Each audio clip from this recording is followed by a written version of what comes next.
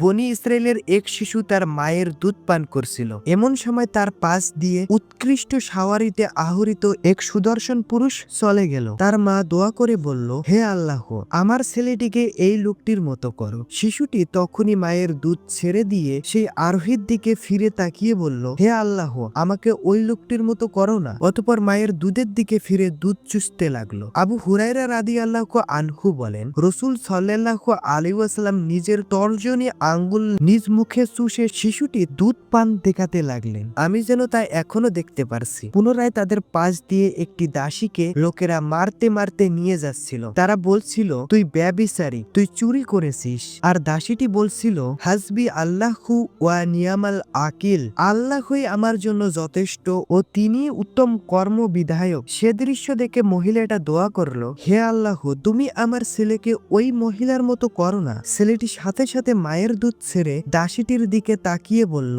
হে আল্লাহ, তুমি আমাকে ওর মতো করো। অতঃপর মা বেটায় কথোপকথন করলো। মা বলল, একটি সুন্দর আকৃতির লোক পার হলে আমি বললাম, হে আল্লাহ, তুমি আমার ছেলেকে ওর মতো করো। তখন তুমি বললে, হে আল্লাহ, তুমি আমাকে ওর মতো করো না। আবার ওরা ওই দাসীকে নিয়ে পার হলে আমি বললাম, হে আল্লাহ, তুমি আমার ছেলেকে ওর মতো করো না। কিন্তু তুমি বললে, হে আল্লাহ, তুমি আমাকে ওর মতো করো। এর কারণ কি? শিশু বলল, তুমি বাহির দেখে বলেছো আর আমি ভিতর দেখে বলছি। ওই লোকটি স্বৈরাচারী, তাই আমি বলছি, হে আল্লাহ, তুমি আমাকে ওর মতো করো না। আর ওই দাসীটির জন্য ওরা বলছে, তুই ব্যভিচার করেছিস, তুই চুরি করেছিস, অথচ ও এসবের কিছুই করেনি। তাই আমি বলেছি, হে আল্লাহ, তুমি আমাকে ওর মতো করো। সহিহুল বুখারী হাদিস নাম্বার 3436, মুসলিম 2550, আহমদ হাদিস নাম্বার 810।